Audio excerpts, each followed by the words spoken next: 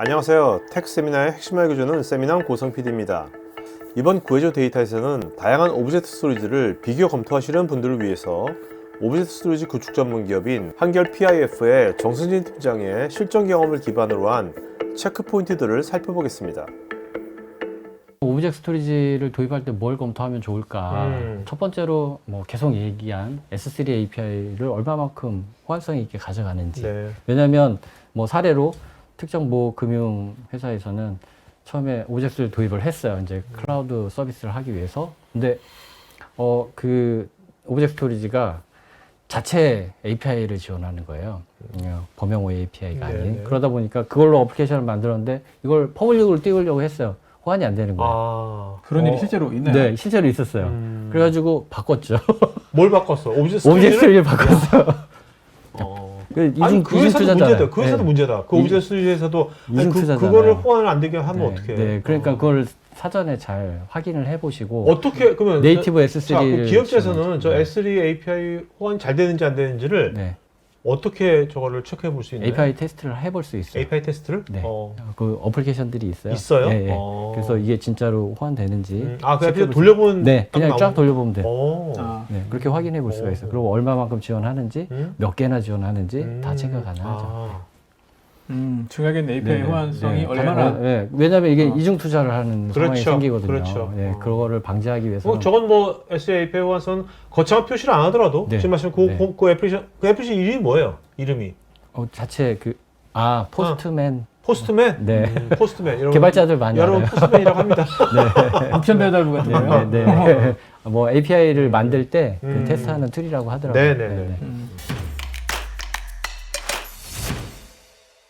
그리고 적합한 워크로드에 맞게끔 그 워크로드 업무마다 상당히 많이 회사마다 그렇죠. 많잖아요. 네. 그리고 어떤 건 성능을 이용하고 어떤 거는 그냥 성능은 필요 없고 그렇죠. 우리는 네. 용량만 많이 가져 보관을 해야 돼. 이런 것들이 있을 텐데 그거에 맞게끔 하드웨어도 선택을 해야 되고 오브젝트 스토리지도 어떻게 구조를 가져갈지 그러니까 해야 저런 돼요. 것들에 맞게 다양한 요구 맞게 얼마나 유연성을 제공하느냐 구조가 네, 네. 그것도 체크해봐야겠네요. 저희가 이제 취급하는 거는 특정 버켓에다가 폴리시를 줘서 RF 그다음에 특정 A는 RF, B는 EC 이런 식으로 주는데 그리고 하나의 스토리지에서 그게 가능한데 많은 벤더들은 처음에 설치할 때 그 스토리지 정책을 딱 세우면 수정이 안 돼요. 네.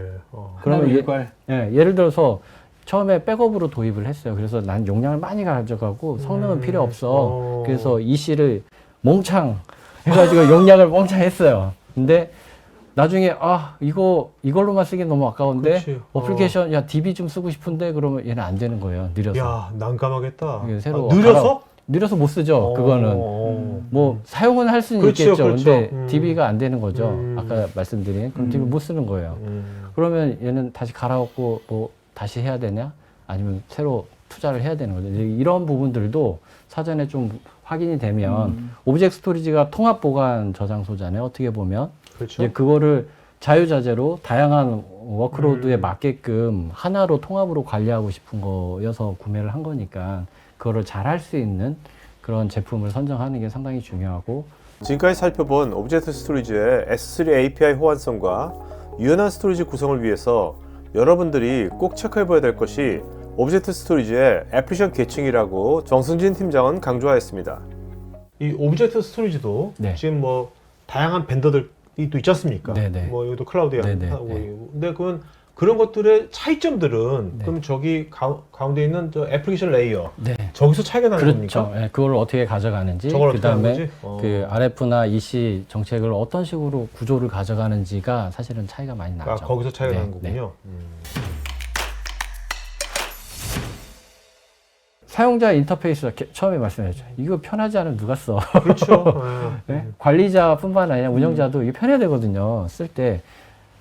저희 엔지니어들이 정말 열심히 해가지고 힘들게 구축해놓고 저희 엔지니어들만 가서 쓴다고 하면 사실 그건 또 기존의 센 스토리지나 나스 스토리지와 다를 바가 없는데 이런 오브젝트 스토리지는 그나마 사용자 친화적인 인터페이스를 가지고 있어요. 그래서 좀 더 많이 자동화가 돼 있어요.